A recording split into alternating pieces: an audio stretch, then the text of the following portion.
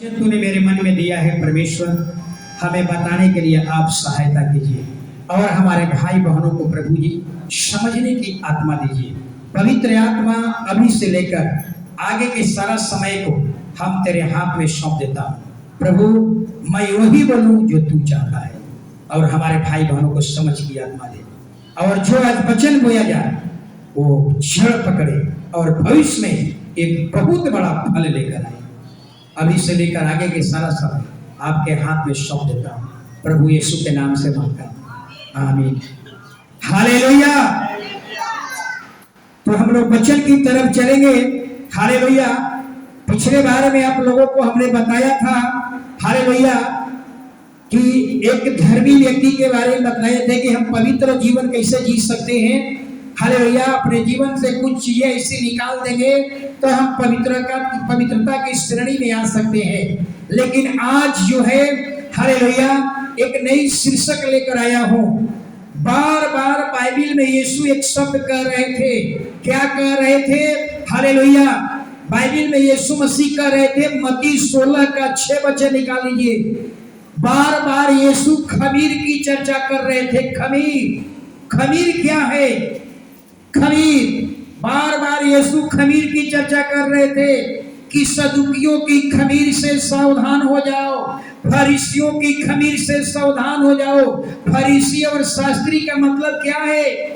फरीसी और शास्त्री एक तरह से याजक का काम कर रहे थे, पुरोहित का काम। हालेलुया। समाज में उनका बड़ा वर्चस्व था। जैसे आज के पंडित लोगों का पूरे समाज पर कब्जा है, ऐसा ही फरीसी और शास्त्रियों का समाज पर एक बहुत बड़ा प्रभाव था इजराइल देश में। और वो लोग यहाँ से लेकर के यहाँ तक चोंगा पहनते थे, सिर पर बड़का टोपी उजला रंग का कोर वाला चोंगा पहनते थे, और माथे पर या दाहिना हाथ में एक चमड़े का थैली बना करके रखते थे, जिसको उसमें परमेश्वर का वचन हुआ करता था। जिस व्यक्ति को समाज में इतनी प्रभाव हो, जिस व्यक्ति का समाज में इतना मान सम्मान हो, और हमारा प्रभु कहता है उन लोगों से सावधान हो जाना। पढ़िए। ने उनसे कहा, हाँ, देखो फरीसियों और सदुकियों के खमीर से सावधान रहना। हालेलुया। दो बात यहाँ कही गई है। फरीसी फरीसियों और सदुकियों की खमीर से सावधान। आप जरा सोचिए कि जिसका समाज में इतना पकड़ हो, जिसका समाज पर इतनी कब्जा हो, पूरा इजराइल के लोग फरीसियों और शास्त्रियों के लोग अधीनता में थे, समाज पर एक बड़ा प्रभाव था। और जब यीशु मसीह आए तो कहते हैं कि इनके खमीर से सावधान, फरीसियों के खमीर से सावधान, सदुकियों के खमीर से सावधान। क्यों प्रभु कह रहे हैं खमीर? ये लोग खमीर है, खमीर। तो खमीर की परिभाषा जानिए। खमीर क्या कहा जाता है? खमीर का मतलब क्या होता है? हालेलुया। आप जानते हैं, हालेलुया, कि खमीर का मतलब होता है, आज के समय में खमीर का नाम क्या है? खमीर का क्या है मतलब? बेकिंग पाउडर, मीठा सोडा खमीर है। हालेलुया। मीठा छोड़ा खमीर है, खमीर। ये गूंधा हुआ आटा में एक चुटकी खमीर डाल दो, गूंधा हुआ आटा में एक चुटकी खमीर डाल दीजिए। अगर आपने 8 घंटा 5 घंटा छोड़ दिया, पूरे आटा, गूंधा हुआ आटा को क्या कर देगा? फुला देगा, सड़ा देगा, नष्ट कर देगा। यानी खमीर का मतलब होता है सड़ा देना, नष्ट कर देना। एक चुटकी आटा, एक चुटकी खमीर अगर गूंधा हुआ आटा में डाल दीजिए, 4-5 घंटा छोड़ दीजिए, पूरे आटा को फुला देगा, सड़ा देगा। यानी खमीर का मतलब होता है सड़ा देना, नष्ट कर देना। हालेलुया। लेकिन अब यहाँ पर देखना होगा कि खमीर, बाइबल में खमीर का मतलब क्या है? बाइबल में खमीर का मतलब क्या है? 3 बात बताऊंगा। खमीर का बाइबल में महत्व क्या है? पहला मतलब, खमीर का मतलब होता है, हालेलुया, पाप का प्रतीक। खमीर एक पाप का प्रतीक प्रतीक है। यानी जिस तरह से एक चुटकी खमीर आप गूंथा हुआ आटा में डाल दिया, पूरे आटा पर उसका प्रभाव पड़ जाता है, पूरे आटा को अपने कब्जा में कर लेता है, पूरे आटा पर उसका प्रभाव दिखने लगता है। यानी एक छोटी सी पाप अगर आपके जीवन में आ जाए तो समझ लीजिए आपके शरीर पर उसका पूरा प्रभाव पड़ने लगता है, आपके शरीर पर उसका असर दिखने लगता है। हालेलुया। यानी खमीर का मतलब पाप का प्रतीक। हालेलुया। खमीर मतलब पाप का प्रतीक। हालेलुया। दूसरा खमीर का मतलब क्या होता है? हालेलुया। प्रभु दूसरा खमीर का मतलब झूठी शिक्षा, पाखंडी शिक्षा। हालेलुया। यानी प्रभु ने कहा फरीसियों की झूठी शिक्षा, सदुकियों की झूठी शिक्षा आपके जीवन में नहीं आनी चाहिए। हालेलुया। अगर झूठी शिक्षा आपके जीवन में आ जाए तो समझिए आपको परमेश्वर से अलग कर देगा, आपके आत्मिक जीवन को चबा जाएगा। इसीलिए प्रभु ने कहा था ये खमीर है। यानी आपके जीवन में एक झूठी शिक्षा आ जाए, आपके पूरे जीवन को, आपके आत्मिक जीवन को, आपके धार्मिकता को क्या कर देगा? खत्म कर देगा। हालेलुया। तो हालेलुया। और तीसरा खमीर का मतलब होता है पाप और भ्रष्टता का निशानी। हालेलुया। यानी बाइबिल अगर साइंस में पढ़िएगा, अगर साइंस के अनुसार देखिएगा तो खमीर का मतलब क्या होता है? खमीर सिंगल सेल का बना हुआ एक जीवित सूक्ष्म जीव है। सिंगल कोशिका का, एकल कोशिका का एक सूक्ष्म जीव है जिसका उपयोग शराब बनाने में, पूरी बनाने में, इडली बनाने में या कचौड़ी बनाने में, उसको फुलाने में इस्तेमाल किया जाता है, जलेबी बनाने में इस्तेमाल किया जाता है। हालेलुया। यानी खमीर का 3 परिभाषा आपको बता दिया। खमीर का मतलब क्या होता है? खमीर का मतलब पाप का प्रतीक, खमीर का मतलब झूठी और पाखंडी शिक्षा, खमीर का मतलब पाप और भ्रष्टता का निशान। हालेलुया। अब आप देखिएगा शैतान भी यही कहता है बात को, शैतान भी यही कहता है कि मुझे एक बार चेक करके देख लो, फिर तुम्हें ऐसा गुलाम बनाऊंगा, ऐसा गुलाम बनाऊंगा कि फिर तुम उससे बाहर नहीं निकल पाओगे।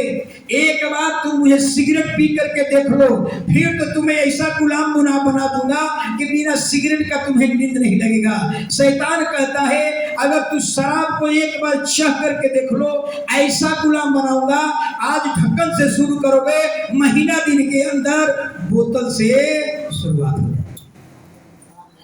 हालेलुया।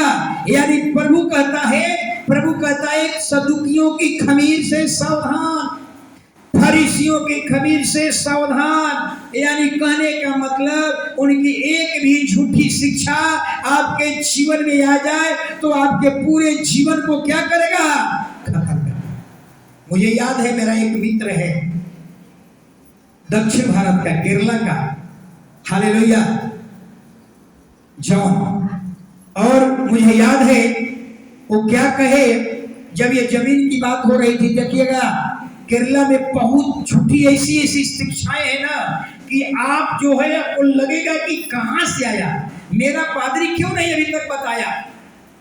जब ये जमीन खरीदने की बात आई थी तो आपको पादरी ने क्या कहा, उस समय वो आप प्रिंसिपल थे स्कूल, किसी स्कूल का, क्या कहे कि पास्टर साहब एक काम कर लीजिए, 1 रुपया का सिक्का लीजिए और जमीन में गाड़ दीजिए और प्रार्थना कीजिए वो जमीन आपका हो जाएगा।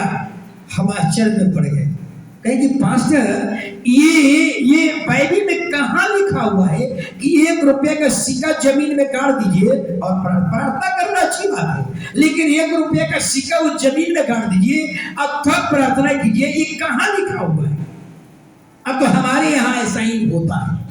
यही है खमीर, यही है खमीर।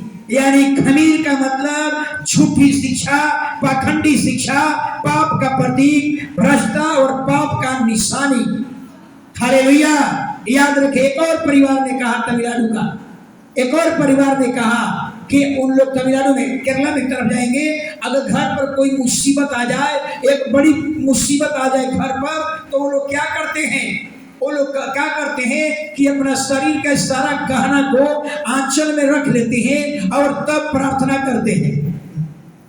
क्या ऐसा बाइबल में कहीं लिखा हुआ है कि सारा गहना को आंचल में बांध लीजिए, हाथ में ले करके प्रार्थना कीजिए? हमने कहा कि ऐसा कहां लिखा हुआ है? यही है खमीर। इसलिए हमारा प्रभु कहता है फरीसियों के खमीर से सावधान हो जाओ, सदुकियों के खमीर से सावधान हो जाओ। अगर इनकी एक भी झूठी शिक्षाएं आपके जीवन में आ जाएगा, आपके जीवन को सड़ा देगा, आपके जीवन को नष्ट कर देगा, आपके आत्मिक जीवन को चबा जाएगा। हालेलुया। इसलिए आपको एक रियली अर्थ क्या है, खमीर का मतलब क्या है, 3 परिभाषा आपको बताया। खमीर एक पाप का प्रतीक है। खमीर का मतलब झूठी शिक्षा, पाखंडी शिक्षा। खमीर का मतलब हालेलुया पाप और भ्रष्टता का निशानी है। याद रखिए, जब इजरायलियों को इजराइल देश में जब फसह पर्व मनाया जाता है, उसमें खमीर खाना क्या है, क्या है, मना किया गया है। खमीर, फसह के पर्व में आप खमीर नहीं खा सकते। जिस रात को इजरायलियों को परमेश्वर ने छुड़ाया मिस्र देश से, उस दिन मूसा ने चेतावनी दिया था, उस दिन आपने खमीर नहीं खाना है। हालेलुया, खमीर नहीं खाना है उस दिन। फसह के पर्व में खमीरी रोटी 7 दिन लोग खाएंगे, लेकिन खमीर नहीं मिला सकते। हालेलुया। यानी बाइबल में समझ में आ गई आपको, मतलब इसका समझ में आ गया कि खमीर का मतलब सीधा सीधे जानिए, कहता है कि सदुकियों के खमीर से सावधान, फरीसियों के खमीर से सावधान। खमीर का मतलब हालेलुया झूठी शिक्षा, पाखंडी शिक्षा। हालेलुया। अगर कोई आपको कहे, अगर कोई आपसे ये बात कहे कि आपको डर लगता है, कि वो जंतर बनवा करके गर्दन में टंगवा लीजिए, रख लीजिए, आपका डर खत्म हो जाएगा, ये झूठी शिक्षा है। अगर जंतर और ताबीज अपने गले में बांध लेते हैं डर दूर करने के लिए, ये झूठी शिक्षा है। परमेश्वर हालेलुया ऐसी झूठी शिक्षा को नफरत करता है। अगर आप जंतर या गले में ताबीज बांधते हैं, ये हालेलुया ये ऐसी शिक्षा को ही, ऐसी झूठी शिक्षा को ही प्रभु का कहता है खमीर है। खमीर यानी जो शिक्षाएं प्रभु से अलग कर दे वही है खमीर। हालेलुया। इसको तीसरे शब्द में, हम चौथे शब्द में कहेंगे, खमीर का मतलब जो चीज बाइबल में नहीं है वो चीज आपके जीवन में नहीं होनी चाहिए। हालेलुया। जो बाइबल में नहीं है और आपके जीवन में है वही खमीर है। आपके आत्मिक जीवन को क्या करेगा, नष्ट कर देगा। हालेलुया। कुछ लोग क्या करते हैं, पैर में काला धागा बांधते, कुछ लोग मिल जाएंगे इसमें, पैर में काला धागा बांध कर आते हैं। मैं कल यूट्यूब खोला, मैं अपना प्रचार देख रहा था, तो लिखा हो कि काला धागा बांधने से क्या क्या फायदा है। कहीं इसीलिए लगता है कि लोग क्या करते हैं, काला धागा बांधते हैं। सोचिए, ये झूठी शिक्षा है। हालेलुया। अगर आप प्रभु में सच्चे ईश्वर से मोहब्बत करते हैं, अगर अपने पैर में काला धागा बांधते हैं, हालेलुया ये बाइबल के विरोध में है, एक झूठी शिक्षा है। प्रभु कहता है यही झूठी शिक्षाएं तेरे विश्वास को कमजोर कर देगी, यही झूठी शिक्षाएं तेरे ईमान को खत्म कर देगी। यानी यही है झूठी शिक्षा, यही है खमीर। अब आगे समझिएगा खमीर के बारे में। तो फरीसियों का खमीर क्या था, शास्त्रीय फरीसी का खमीर क्या था, सदुकी का खमीर क्या था। 7 वचन को मैं लाया हूं, ये आपके जीवन में नहीं रहनी चाहिए। हालेलुया। अपने जीवन में से दूर करना होगा। पहला खमीर क्या है, जरा वचन निकाल लीजिए। मत्ती सुसमाचार 23 अध्याय में आ जाइए। टोटल 23 अध्याय का होगा। 23 अध्याय का 16 और 17 वचन। शपथ खाने के बारे में फरीसियों की क्या टीचिंग था। अंधे अगुओं, तुम पर हाय, तुम पर हाय, जो कहते हो कि यदि कोई मंदिर की शपथ खाए तो कुछ नहीं, परंतु यदि कोई मंदिर के सोने की सौगंध खाए तो उससे बंध जाएगा। हालेलुया। क्या ये टीचिंग कैसा लग रहा है? पूरे इजराइल में फरीसी लोगों ने यही टीचिंग दिया था कि मंदिर कुछ भी नहीं है, मंदिर में जो सोना लगा हुआ है वही सब कुछ है। कैसी शिक्षाएं हैं ये झूठी शिक्षाएं। मंदिर कुछ भी नहीं है, मंदिर में जो सोना लगा हुआ है वही सबसे बड़ा चीज है। यानी मंदिर की कसम खाओगे तो कुछ नहीं होगा, लेकिन मंदिर में सोना रखा हुआ है, सोना दीवार में लगा हुआ है, चौखट में केवाड़ी में सोना लगा हुआ है, सोना का हौदा बना हुआ है। अगर सोना पर हाथ रख करके कसम खाओगे, शपथ खाओगे तो बंध जाओगे, नष्ट हो जाओगे। ये कैसी शिक्षाएं हैं महिलाएं लोग बताइए। आधा लोग नहीं समझ रहा है इसका मतलब। आपका घर पर सोच रहे हैं बाइबिल में फरीसी लोग ने सिखा दिया था पूरे इजराइल में मंदिर कुछ भी नहीं है, मंदिर में जो केवाड़ी में दरवाजा में सोना लगा हुआ है वही सबसे बड़ा चीज है। मंदिर पर हाथ रखकर कसम खाओगे कुछ नहीं होगा, लेकिन मंदिर में जो सोना लगा हुआ है उस पर हाथ रखकर कसम खाओगे तो मर जाओगे, बंध जाओगे। ये कैसी शिक्षाएं हैं? महिला लोग पीछे से नहीं बोल रहे हैं आप लोग, क्या आप लोग नहीं सुन रहे हैं? मंदिर बड़ा है कि मंदिर में लगा हुआ सोना बड़ा है? जोर से सब क्यों नहीं बोल रहा है? मंदिर बड़ा है कि मंदिर में लगा हुआ सोना बड़ा है? तो शपथ किसका खाना चाहिए, मंदिर का या सोना का? मंदिर का। लेकिन यहाँ पर फरीसियों ने पूरे इजराइल में सिखा दिया मंदिर कुछ भी नहीं है, मंदिर पर का हाथ रखकर कसम खाओगे कुछ भी नहीं होगा, लेकिन सोना पर हाथ रखकर कसम खाओगे मर जाओगे। यही है खमीर फरीसियों का। इसलिए प्रभु ने कहा, सोचिए जो फरीसी का समाज पर इतना बड़ा कब्जा था, जिस फरीसी का समाज में इतना बड़ा नाम था, हालेलुया। और यीशु कहते हैं इनके शिक्षाओं पर आप ध्यान मत देना, इनकी शिक्षाओं को तुम मत मानना, क्योंकि ये लोग कहते हैं मंदिर कुछ भी नहीं है, मंदिर में जो सोना लगा है वही सबसे बड़ा है। इसलिए ऐसी झूठी शिक्षाओं को प्रभु कहता है यही है खमीर। ऐसे लोगों की शिक्षाओं को अपने जीवन में मानने की जरूरत, जोर से बोलिए जरूरत। ऐसे जोर से बोलिएगा तो आपके बगल में जो सो रहा है वो भी जाग जाएगा। हालेलुया। तो यही समझ में आ गया, खमीर का मतलब झूठी शिक्षा, पाखंडी शिक्षा, पाप का प्रतीक, पाप और भ्रष्टता का निशानी। दूसरा उसी में आ जाइए 32-23 में ही, हालेलुया, फरीसियों का एक और झूठी शिक्षा। हालेलुया, 18 और 19 वचन पढ़िए। फिर कहते हो कि यदि कोई वेदी का शपथ खाए तो कुछ नहीं, हालेलुया, आगे। परंतु जो भेंट उस पर है यदि कोई उसकी शपथ खाए तो बंध जाएगा। कैसी शिक्षा है? पीछे से लोग नहीं समझा। फरीसी लोग सिखा रहे थे कि मंदिर में वेदी होता है ना, वेदी होता है, पिंडी जिसको हम लोग बोलते हैं। 7 गो वेदी होता है, 8 गो वेदी होता है, और उसी पर मिठाई लड्डू चढ़ा हुआ है, फल फलहरी चढ़ा हुआ है। अब फरीसी क्या सिखा रहा है? पूरे इजराइल में सिखा रहा है कि वेदी पर हाथ रख करके कसम खाओगे तो कुछ नहीं होगा।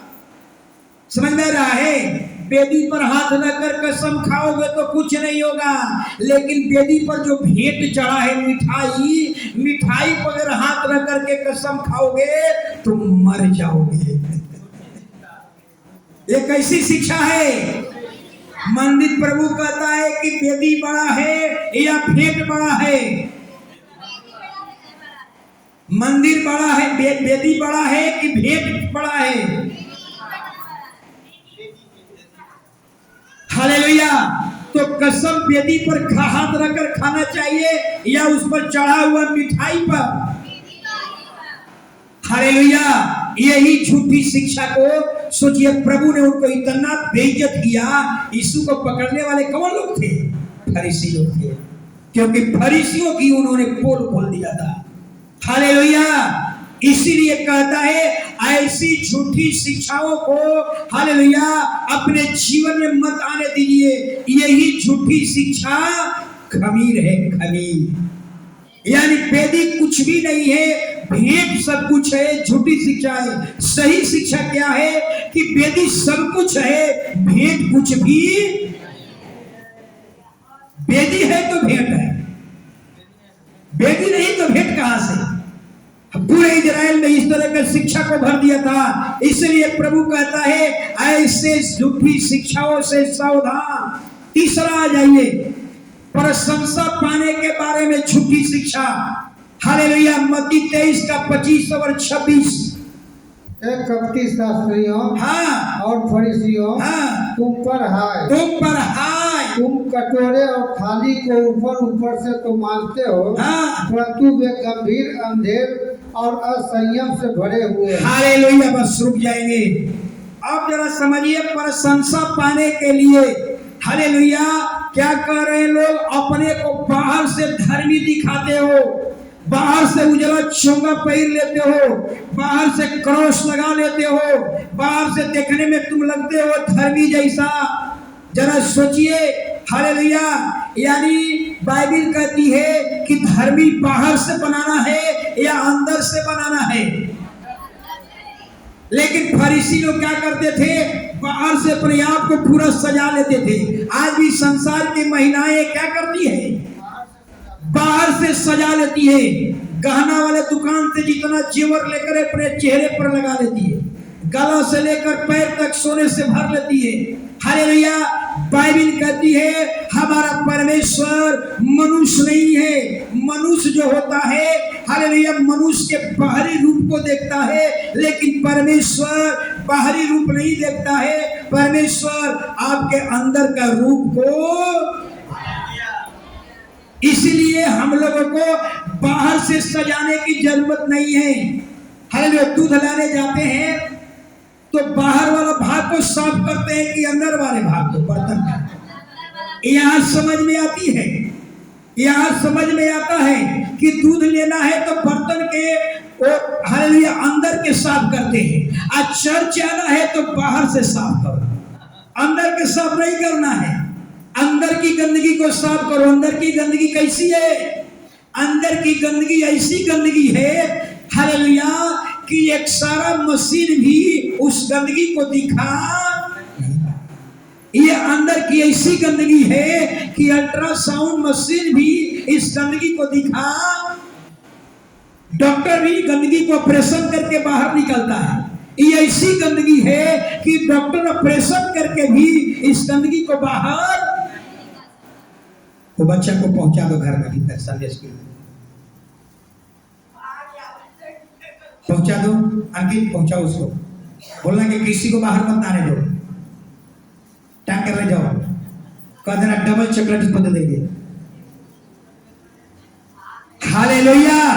चलेंगे आगे, समझ में आपको आ गई होगी बात। हालेलुया। इसलिए तो अंदर के भाग को साफ कैसे करेंगे? अंदर की गंदगी कैसी है? क्या उसको मैं आंख से देख सकते हैं? नहीं। अंदर की गंदगी के साफ करने के लिए ही यीशु को अपना लहू बहाना पड़ा था। हालेलुया। तो अंदर की गंदगी सुन लीजिए क्या क्या है। आपके अंदर गंदगी है या अंदर का भाग साफ है? जरा सुनिए। हालेलुया। लोभ, लालच, ईर्ष्या, डाह, जलन, निंदा, बुराई, क्रोध, मारपीट, माता पिता का आज्ञा का उल्लंघन करने वाला, लड़ाई झगड़ा करने वाला, लालसाओं से भरा हुआ व्यक्ति, यही सब पाप है। और ये पाप हालेलुया अंदर छिपा हुआ रहता है। यही पाप को धोने के लिए यीशु को अपना लहू। ये दुनिया का कोई ऐसी चीज नहीं है जो आपके अंदर के पाप को धो सके। संसार के लोगों के पास आत्मिक ज्ञान नहीं है। वो लोग कहता है कि गंगा में स्नान कर लो शुद्ध हो गए। अरे मूर्ख, शुद्धता का मतलब क्या है? जो व्यक्ति शुद्ध होगा उस शरीर में कोई रोग नहीं होगा, कोई परेशानी नहीं होगा, कोई समस्या नहीं होगा। उसको कहते हैं शुद्ध और हालेलुया। तो क्या सिखाया था? पूरे इजराइल के लोगों में फरीसियों ने सिखा दिया था कि अपने आप को बाहर से धर्मी बना लो। आज संसार के लोग बाहर से धर्मी बनने के लिए क्या क्या करते हैं? गेरुआ वस्त्र पहन लो, माथा पर टीका लगा लो। सोचिए, हालेलुया, जरा सोचिए, गेरुआ वस्त्र पहन करके आप समाज को क्या संदेश देना चाहते हो? माथा पर टीका लगाकर समाज को क्या बताना चाहते हो? हालेलुया, कि हम फर्क किए हैं, भर दशहरा एक रंगीन कपड़ा पहन लेते हैं और समाज को दिखाते हैं कि हम 10 दिन से धर्म का काम किए हैं। ये दिखावटी चीज है। प्रभु कहता है, जब यशायाह की किताब 65 अध्याय पढ़िएगा तो लिखा हुआ है, मनुष्य ने जितने धर्म के लिए काम किया वो मेरे सामने मैले कचड़े चिथौड़े के समान है। मनुष्य अपने आप को जितना धर्मी बनाने का प्रयास किया, प्रभु कहता है मैले चिथौड़े कचरे के समान है। यानी हम और आप बाहर से जितने अपने आप को धर्मी बनाएंगे, बहुरूपिया बनाएंगे, परमेश्वर के सामने हम कचरा है। कचरा, कैसी कचरा? आपके दरवाजे पर कचरा रख दिया जाए, अगर आप घर से बाहर निकालेंगे तो नाक को बंद कर लेते होंगे। वो ऐसे कचरा है। कौन से? जो अपने आप को बाहर से धर्मी बनाते हैं। स्वर्ग से परमेश्वर देखता होगा तो कहता होगा, ये सुअर का जिंदगी है, ये सुअर है, ये भेड़ बनने जाता है, लेकिन इसका बैकग्राउंड क्या है? सुअर का जिंदगी। हालेलुया, ये सब बाइबल कहती है, मैं नहीं कहता। बहुत से लोग कहते हैं पास्टर आपका ऐसे ऐसे बोलते हैं। अरे भैया, मैं नहीं बोल रहा हूं, बाइबल कहती है। जितने अपने आप को बाहर से धर्मी बनाएंगे, हालेलुया, उजला कपड़ा पहन करके, उजले वस्त्र पहन करके, चुंगा पहन करके, गरीबा केरुआ वस्त्र पहन करके, माथे पर टीका लगा करके, कान पर टीका लगाकर, ये क्या बताना चाहते हैं समाज को? कि हम धर्मी हैं। परमेश्वर कहता है, तुम कचड़ा हो, कचड़े, तुम मलिनता हो। मेरे सामने तू जितने तरीके से धर्मी बनाने का प्रयास करोगे, ये सब मेरे सामने कचड़े और मलिनता है। जैसे आप कचड़े को देखते हो, नाक बंद कर लेते हो, ऐसा ही खुदा स्वर्ग से देखता होगा, ऐसे बहुरूपिया लोगों को नाक बंद कर लेता होगा, कहता होगा ये भेड़ नहीं है, ये सुअर है। क्या हमारी बात समझ में आ रही है मनोज जी? समझ में आ रही है बात? इसीलिए हम लोग एक दिन बाजार में दूध ले रहे थे तो एक आदमी ने कहा कि फादर को पहले धोवा दे दो। बहुत पास्टर बोलते हैं तो बड़ा दिक्कत है। पास्टर बोलिएगा ना तो इतना सवाल हो जाएगा, पास्टर का मतलब क्या होता है। फादर बोलिएगा, बताना नहीं है, ज्यादा नहीं बोलना है। तो दूध ले रहे थे, खड़ा थे, तो बोलेंगे फादर को पहले धोवा दे देते हैं। तो बोलेंगे फादर है क्या करें? तो वो बोलेंगे हाँ, लेकिन तो फादर जैसा कपड़ा अपना लेते नहीं इतना पहनने के लिए, लेकिन फादर वाला कपड़ा कभी नहीं मैं देखा। बात समझ में आ रही है? क्या भुड़का पहन लेने से, चोंगा पहन लेने से फादर बन जाएंगे? नागेश्वर से विधाचल होटल के मालिक का है, बुला करके, सर आप लोग भुड़का उजला क्यों नहीं पहनते हैं? क्यों नहीं पहनते हैं? क्या हम समाज को दिखाने के लिए यहाँ है? भुड़का पहन लेने से क्या हम फादर बन जाएंगे? हालेलुया, हम अपनी मर्जी से नाक रगड़ रगड़ करके चाहेंगे कि हम धर्मी बन जाए। हालेलुया, हमारा कोई भी काल परमेश्वर के सामने धर्मी नहीं बना सकता। बाइबल कहती है मनुष्य ने जितने अपने आप को धर्मी बनाने का विधि अपनाया, परमेश्वर कहता है ये कचड़े हैं, ये मलिनता है। जिसे कचरा को देखकर आप नाक बंद कर लेते हैं, ऐसा ही समाज में जो बाहर से अपने आप को धर्मी बनाने का प्रयास करते हैं, परमेश्वर के सामने वो कचड़े और चिथौड़े के समान। इसीलिए परमेश्वर आपका बाहरी रूप नहीं देखता। क्रॉस लगा लेते हैं आजकल लोग, क्रॉस लगा लेंगे हम पहचान हो जाएंगे मसीही हैं। अरे पाखंडी हो तुम, पाखंडी। एक बाजार में सब्जी ले रहा था, एक लड़का क्रूस लगाया था, हमने उस सब्जी लिया तो हमने पूछा कि तुम मसीही हो? तो कहता है कि मसीही मतलब क्या होता है? हे भगवान, तो क्यों लगाया है? अब तो शौक से लगाया है। सोचिए, हालेलुया, अगर बाहर से धर्मी बनाना होता तो सारे लोग रात भर डकैती करो और सुबह में हालेलुया बुर्का पहन लो, चोंगा पहन लो और स्टेज पर आकर के प्रचार करो, सब फादर बन जाएंगे। बाइबल कहती है तुम मनुष्य को धोखा दे सकते हो, लेकिन मनुष्य परमेश्वर को धोखा, क्योंकि परमेश्वर आपका बाहरी रूप नहीं देखता है, परमेश्वर आपके अंदर का भाग देखता है कि आप अंदर से स्वच्छ है कि नहीं। दूध लेने जाते हैं तो बर्तन का भीतर भाग को साफ कर लेते हैं, लेकिन जब चर्च आते हैं तो भीतर के भाग को साफ कर पाते हैं। ये कैसे साफ होगा? केवल प्रार्थना से। हालेलुया, समझ में आ गई? तो ये है फरीसियों की खमीर। इसलिए कभी भी अपने आप को बाहर से धर्मी बनाने की प्रयास मत कीजिए, कभी भी नहीं। हालेलुया, हम लोग भी 40 दिन का उपवास करते हैं। क्या 40 दिन के उपवास में कोई माथा पर टीका लगाया? क्या कोई नया वस्त्र पहन लिया? नहीं, कोई स्पेशल वस्त्र नहीं। क्यों नहीं? क्योंकि हम जानते हैं कि हमारा खुदा हमारी बाहरी रूप को नहीं देखता है, वो अंदर का भाग को देखता है। अंदर से सजिए। इसलिए हर महिलाओं से कहूंगा, हालेलुया, जब आप अपनी बेटी का दामाद खोजने जाते हैं या जब अपना बेटा का बहू खोजने जाते हैं, वहां क्या दिखाई पड़ता है? क्या आप उस लड़की का जिसको बहू बनाना है, क्या उसके अंदर के भाग को देखते हैं या उसका चेहरा को देखकर बहू बनाते हैं? समझ रहा है बात तुम्हारी? वहां भूल जाते हैं, वहां बाइबल का ज्ञान खत्म। हालेलुया, और आप पता चला कि चेहरा देख करके उधर डेंटिंग पेंटिंग है, आंख धोखा खा जाती है, और डेंटिंग पेंटिंग देख करके फंस गए, और पता चला कि बाहरी रूप देख करके आए और पता चला कि 6 महीना में सास ससुर का खाना।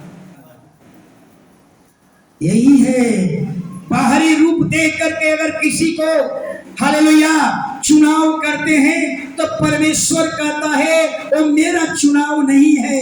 इसलिए जब भी अपने बहू बनाना है, दामाद खोजना है, तो बाहर का रूप मत देखिए, उसका ऊपर का चमड़ी मत देखिए, ये देखिए कि वो अंदर से प्रार्थना का जीवन है, क्या उसके अंदर आत्मिक जीवन है। अगर आत्मिक जीवन है तो जिस घर में जाएगी, झोपड़ी में जाएगी, साल भर के अंदर वो झोपड़ी महल में बदल जाएगी। लेकिन अगर आपने बाहरी रूप देख करके उसे लाया घर में, वो महल भी वो झोपड़ी बन जाएगी। हालेलुया, समझ में आ गई? इसलिए बाहर से कभी धर्मी मत बनिए, अंदर से एकदम साफ सुथरा। साफ सुथरा कैसे? किसी के प्रति हालेलुया द्वेष, बदला लेना, किसी के प्रति कोई सरिया डाह जल नहीं रखना है। लोभ लालच, शरीर के अभिलाषा, आंख की अभिलाषा, मन के अभिलाषा अपने जीवन से दूर कर दीजिए। हालेलुया, किसी के प्रति न कोई नफरत, न कोई डाह, न कोई सरिया, न क्रोध, यह अंदर के चीज को दूर कर दीजिए। परमेश्वर आपको हथेलियों में ले लेगा। यही है, अंदर से जितना प्रार्थना करेंगे। बाइबल बता, संसार में 2 दर्पण है। संसार में कितने दर्पण है? 2 दर्पण है। एक दर्पण जो होता है ना, आभासी है, हमारी चेहरा दिखाई पड़ेगा, लेकिन वो दर्पण फोटो कैसा है? आभासी, आभासी। लेकिन एक दर्पण ये है, ये ऐसी दर्पण है हालेलुया कि जो वो दर्पण जो होती है ना, बाहर के गंदगी को दिखाती है।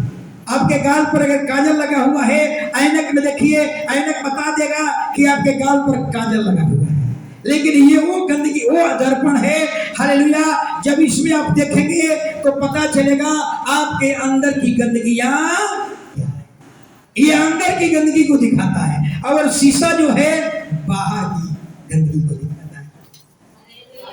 हालेलुया, तो बाहर से कोई जरूरी नहीं है। प्रभु यीशु कहते हैं कि अंदर से साफ करके रखो ना, बाहर अपने आप साफ हो जाएगा। अंदर से साफ रखो ना, खुदा हथेली में लेकर चलेगा। हालेलुया, तो आपको समझ में आ गया, यही है फरीसियों की खमीर। इसलिए प्रभु ने कहा ऐसी झूठी शिक्षा कौन, उसको क्या कहा प्रभु ने? कपटी। कपटी, कपटी मतलब समझ में आ रहा है?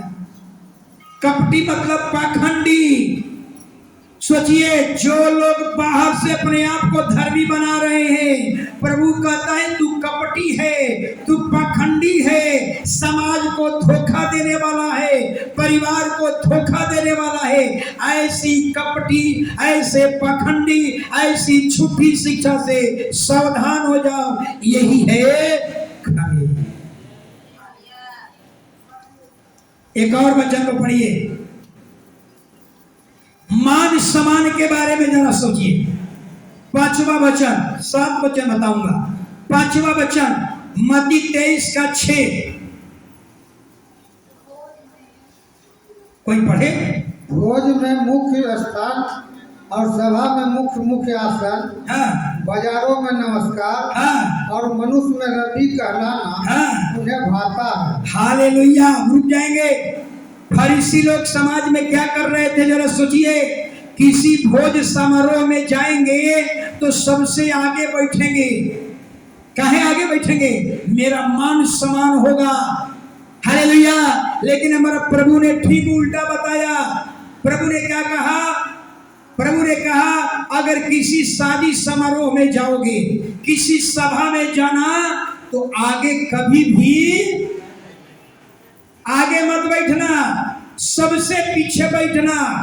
और मालिक का भोज का मालिक आएगा और कहेगा, मनोज जी आप सबसे पीछे बैठे हैं, आपका जगह तो मैं आगे नियुक्त किया हूँ।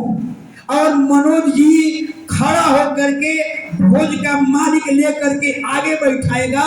इतनी सभा में आपका सीना चौड़ा हो जाएगा।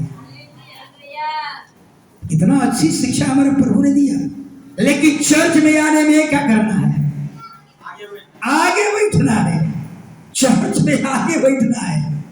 महया जी से सीखिए, पीछे हुआ आएंगे तो उनको आगे जीवा मिल जाता है, और आप पीछे आएंगे पीछे रह जाएंगे। चर्च में आगे बैठना है। किसी शादी समारोह में, बर्थडे में जाइए, सबसे पीछे बैठिए। अगर यीशु का आदर, बात का आदर करेंगे तो मान सम्मान मिलेगा।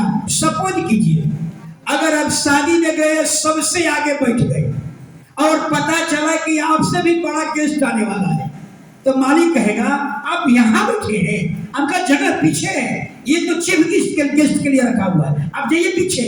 तो मुंह लटका करके पीछे जाइए।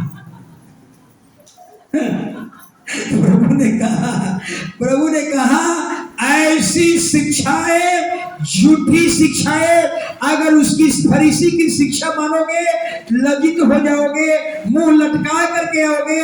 प्रभु ने कहा ऐसी शिक्षाओं से सावधान।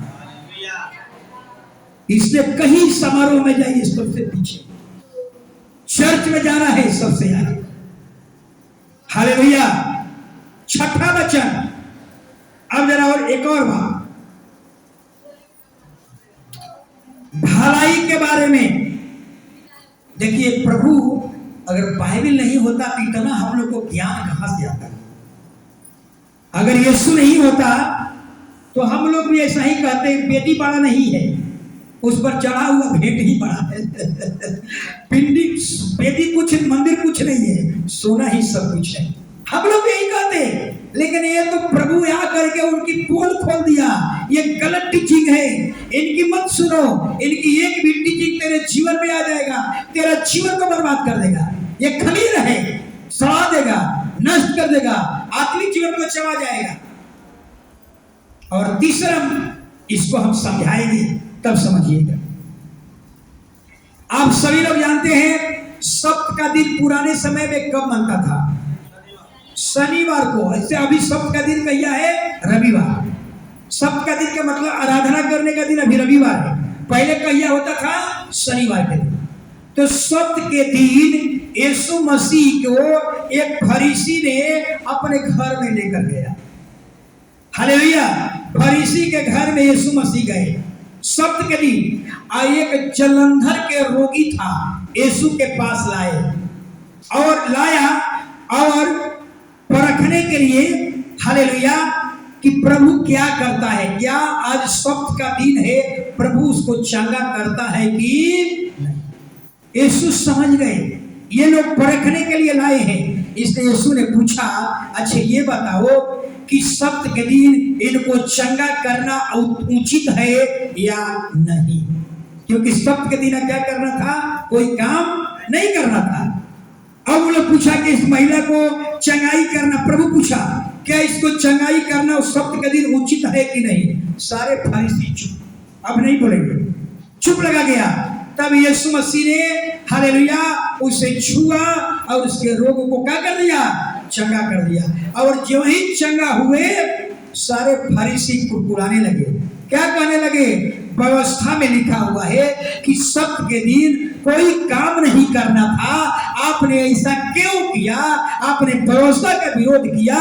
तब यीशु मसीह ने उनकी पोल खोल दिया। कहा कि अरे अंधे अगुआ, अरे कपटी, ये बताओ कि सप्त के दिन अगर तेरा गाय या तेरा बछड़ा अगर कुआं में गिर जाए तो तुम उसको निकाल लेते हो, और मनुष्य को मैंने भलाई कर दिया तो तुम कुरकुराते हो और कहते हो कि ये व्यवस्था का विरोध है।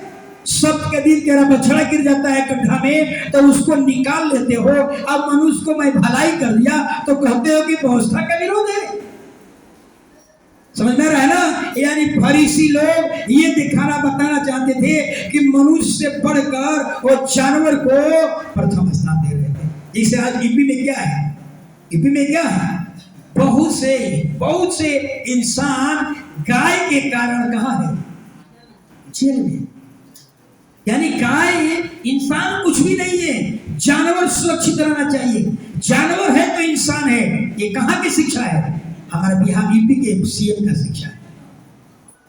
बतलाइए, अगर हम हैं तो ये जानवर भी है, लेकिन वहां गाय को अगर आपने छू दिया तो जेल में। कितने मुसलमान जेल में? सोचिए, यानी इंसान कुछ भी नहीं है, सब कुछ कौन है? जानवर। ये कहां की शिक्षा है? फरीसियों की शिक्षा है। इसीलिए यीशु मसीह कहता है सावधान। हालेलुया। जब दुनिया का परमेश्वर बना रहा था तो सबसे सुंदर सृष्टि अपने स्वभाव में किसको बनाया? हम लोगों को बनाया। यानी समझ लीजिए, यानी ऐसी झूठी शिक्षा का क्या करना होगा? हमें खंडन करना होगा। अगर हम खंडन नहीं करेंगे तो याद रखिए, हालेलुया, अगर हम खंडन नहीं करेंगे तो यही झूठी शिक्षा आपके जीवन को, आत्मिक जीवन को क्या करेगा? खत्म कर देगा। एक लास्ट वचन, एक और नहीं, एक और है। देने के बारे में खबीर, ये तो कई बार बता चुका हूं आप लोग, लेकिन फिर सुनिए। मत्ती 23 अध्याय 23 वचन पढ़ लीजिए। कपटी शास्त्रियों और फरीसियों, तुम पर हाय, तुम पुदीने और सौंफ और जीरे का 10वां अंश तो देते हो, परंतु तुमने व्यवस्था की गंभीर बातों को अर्थात न्याय और दया और विश्वास को छोड़ दिया है। बस समझ में आ रही है?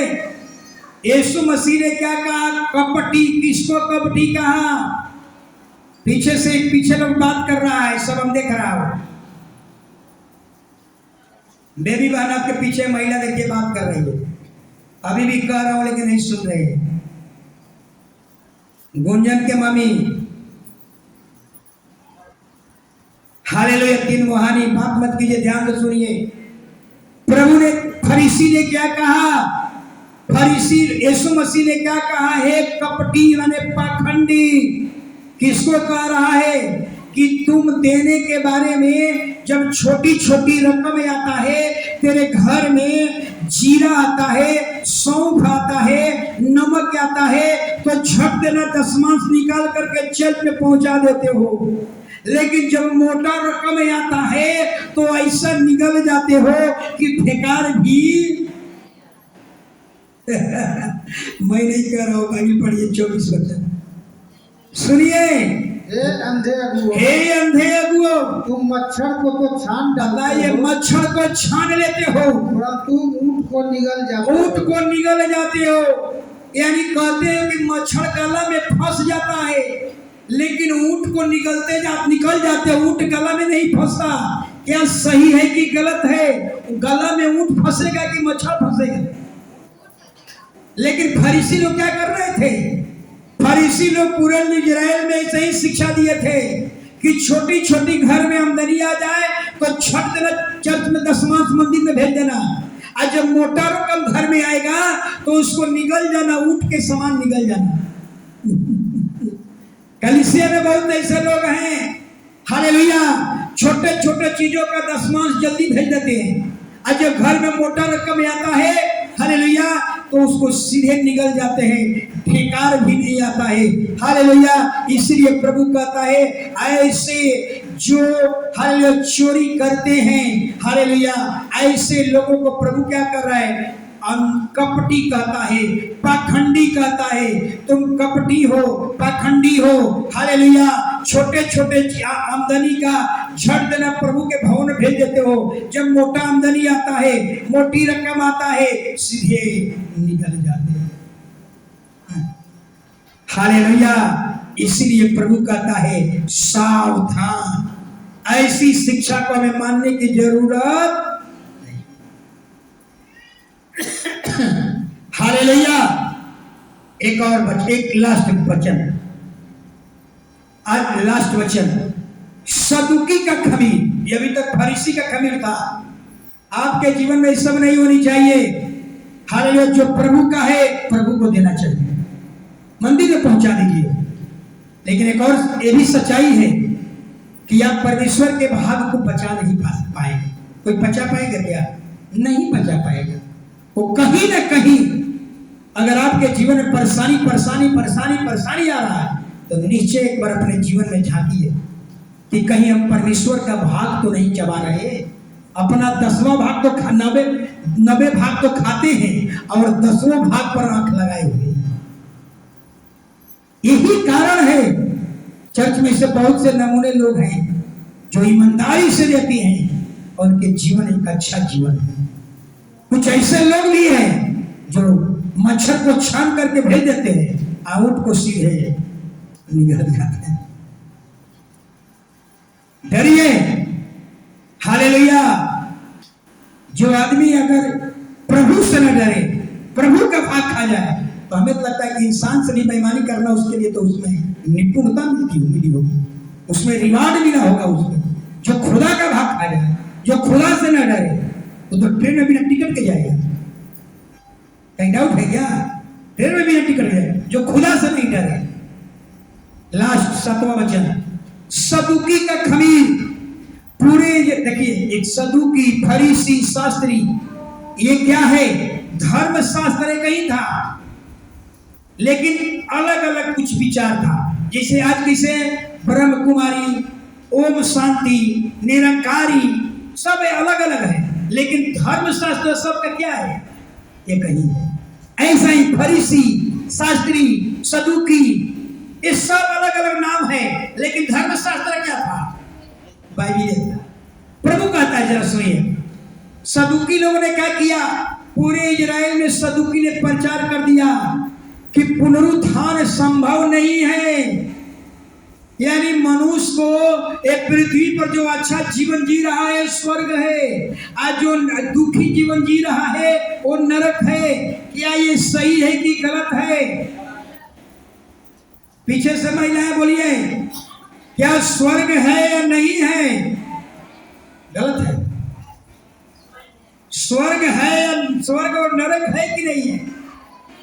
है। लेकिन सदुकी लोगों ने पूरे प्रचार कर दिया था। क्या प्रचार किया था? कि पुनरुत्थान है ही नहीं, इसीलिए यीशु मसीह को कहना पड़ गया। हालेलुया। वचन पढ़ लीजिए, यूहन्ना 14 का 2-3। आज सवाल भी पूछूंगा, व्हाट्सएप में लगभग सबको जोड़ दिया हो। मेरे पिता के घर में बहुत से रहने के स्थान हैं। यदि न होते तो मैं तुमसे कह देता, क्योंकि मैं तुम्हारे लिए जगह तैयार करने जाता हूँ। और यदि मैं जाकर तुम्हारे लिए जगह तैयार करूँ तो फिर आकर तुम्हें अपने यहाँ ले जाऊंगा, कि जहाँ मैं रहूँ वहाँ तुम भी रहो। हालेलुया। यीशु कह रहे कि अपने पिता के पास जा रहा हूँ और जगह तैयार करने के लिए, एक दिन आऊंगा आपको ले जाने के लिए। यानी हमको ले जाने के लिए, यानी हम मर भी जाएंगे तो फिर क्या होंगे? जी उठेंगे। जिंदा रहेंगे तो बदल जाएंगे। यानी पुनरुत्थान है, लेकिन सदुकी लोगों ने प्रचार के दिया पुनरुत्थान है ही।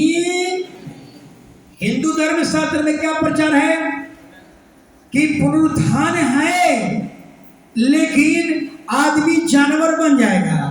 गलत काम किया तो आदमी चूहा बन जाएगा, गधा को कभी गधा बन जाएगा, घोड़ा बन जाएगा, सांप बन जाएगा। ऐसा है क्या? हाँ, सोचिए, याद रखिए, याद रखना है, हम मनुष्य कभी घोड़ा और गधा नहीं बनेंगे। हालांकि गलत काम करेंगे आग के कुंड में जाएंगे, जिसको नरक कहा जाता है। हम चूहा बिल्ली छुछुंदर नहीं बनेंगे, ये गलत चीज है। हालेलुया। प्रभु ने कह दिया कि मैं आऊंगा, जगह तैयार करने जा रहा हूं अपने बाप के पास, वापस लौटूंगा। कब लौटूंगा? जब ये सुसमाचार का प्रचार पृथ्वी के कोने कोने पहुंच जाएगा, हर जाति के पास, हर मजहब, हर कुल, अमीर गरीब सबके पास जब पहुंच जाएगा, तब मेरा आगमन होगा, ताकि कोई मनुष्य न कहने पाए कि मेरे पास सुसमाचार नहीं है। इसलिए यशायाह 2:20 पढ़िएगा तो क्या लिखा हुआ है? पढ़िए मत, मैं पढ़ता हूं। उस दिन लोग, उस दिन का मतलब यीशु मसीह बादलों पर जब आएगा, बाइबल कहती है समस्त जातियां झुक जाएगी, हिंदू मुस्लिम सिख ईसाई बौद्ध पारसी जैन सब झुक जाएगी।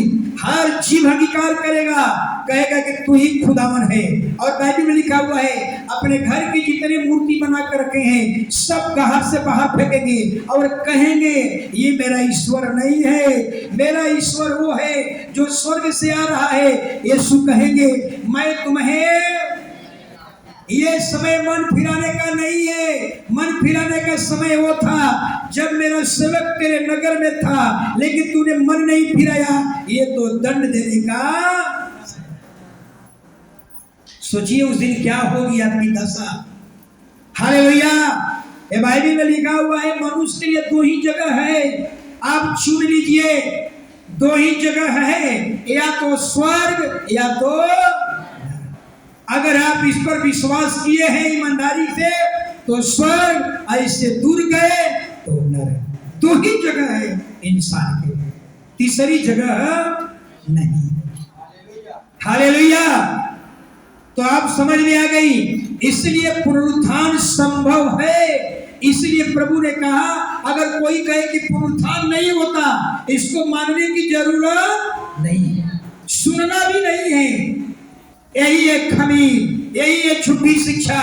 पुनरुत्थान है। यीशु कहते हैं जो मुझ पर भरोसा करते हैं, देखो मैं मरा तुम मरोगे, मैं जिंदा हुआ तुम जिंदा होगे, मैं पिता के पास गया तुम भी पिता के पास जाओगे। मैं जहां राज करूंगा वहां तुम राज करोगे, जहां मैं रहूंगा वहां मेरे लोग होंगे। हालेलुया। ये क्या है? वायदा, वायदा है, वायदा, प्रतिज्ञा है। 100% यही एक प्रतिज्ञा पूरी रहना हो गया है। यीशु आएंगे, पता है ना, पहला बार में यीशु कहां पर आएंगे? बादल पर, और गुप्त रीति से आएंगे। हालेलुया। भेड़ को उठा लेंगे, बकरी नहीं जाएगी, भेड़। भेड़ कौन है? जो इसके अनुसार जीवन जिए। और दूसरा राउंड में जब आएंगे यीशु मसीह, तो इजराइल को पहला राउंड में विश्वासियों को बचाने के लिए, दूसरा राउंड में जब आएंगे 7 साल के बाद आएंगे, तो विश्वासी उठ जाएगा, तो पृथ्वी पर कौन बच जाएगा? दुष्ट लोग बच जाएगा। उपद्रव 7 साल का जो उपद्रव है, भयानक उपद्रव होगा। हालेलुया। दूसरा बार में यीशु आएंगे, सियोन इजराइल वहां आएंगे, कहां पर? धरती पर आएंगे, इजरायलियों को बचाने के लिए आएंगे, और उनके साथ पवित्र लोग भी होंगे। कौन पवित्र लोग हैं? हम और और यही धरती पर सारे दुष्टों को नाश करेंगे। जितने इजराइल के विरोध में खड़े होंगे सबको प्रभु नाश करेगा और अंधकार की ताकत को प्रभु यीशु बांध कर 1000 साल के लिए रख देंगे और यही धरती पर हम लोग 1000 बरस क्या करेंगे? राज करेंगे। तो आपको समझ में आ रहा है जितने अच्छे रोड बन रहा है किसके लिए तैयारी हो रहा है? पवित्र लोगों के लिए तैयारी हो रहा है। जितने अच्छे अपार्टमेंट बन रहा है किसके लिए तैयारी हो रहा है? हम लोगों के लिए तैयारी हो रहा है। इसीलिए कहता हूँ घर मकान में रुपया पैसा खर्च मत कीजिए, एगो झोपड़ी रहे में काफी है, क्योंकि हम जानते हैं आज जो कुछ भी अच्छे मॉल बन रहा है सब किसके लिए हो रहा है? हमारे लिए, आपके लिए। और सबसे ज्यादा खुशी किसको होगा? जो झुग्गी झोपड़ी में रह रहे, अचानक महल मिलेगा। कष्ट किसको होगा? जो बैंक में खूब नोट रख करके रखे हैं कि अगला पीढ़ी खाएगा। सबसे ज्यादा कष्ट उसी को होगा। कोई काम के नहीं होगा।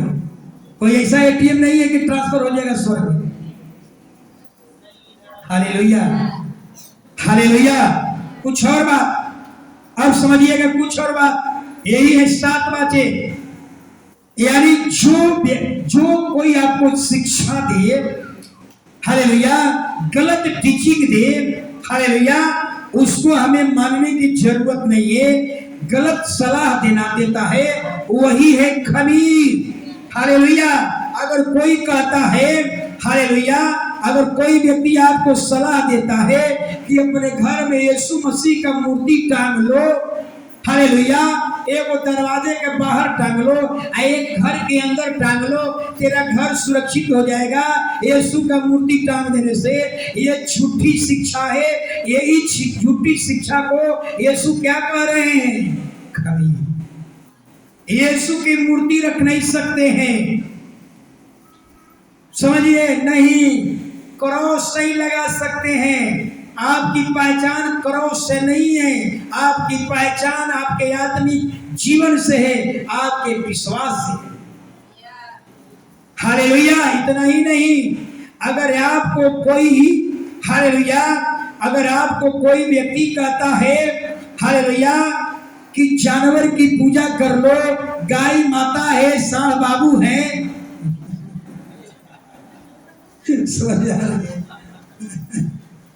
तो क्या करना है? बहुत से लोग हम देखता हो कि जानवर जब खरीद कर गाय आती है ना, तो उसको लोग गोड़ पर पानी डाल करके क्या करते हैं? आशीष नहीं, पूजा करते हैं। सोचिए, ये हमारा बाइबिल क्या कह रही है? यही है पाखंडी शिक्षा, यही है झूठी शिक्षा। हालेलुया। ये दंडवत जो शब्द है, बाइबिल कहती है मुझको छोड़कर किसी को दंडवत मत कर। सोचिए, अगर आपका बेटा किसी दूसरी औरत को मम्मी कहे, बर्दाश्त करिएगा? आप करेंगे बर्दाश्त? अगर हाथ में राइफल रहेगा तो धड़ा धड़ा धड़ा धड़ा फायरिंग करके मार दीजिएगा। वो बाप का हृदय कितना बड़ा है, उस जन्मदाता का कितना हृदय बड़ा है कि कई पीढ़ी तक उसको रिश्त दिलाते रहे। हालेलुया। लेकिन अब तक वो धीरज धरे हुए। सोचिए, इसीलिए कहता है मुझको छोड़कर किसी को दंडवत मत करना। हालेलुया। इसलिए कोई झूठी शिक्षा आपके जीवन में ना आने पाए। हालेलुया। सब लोग खड़े हो, यही एक खमीर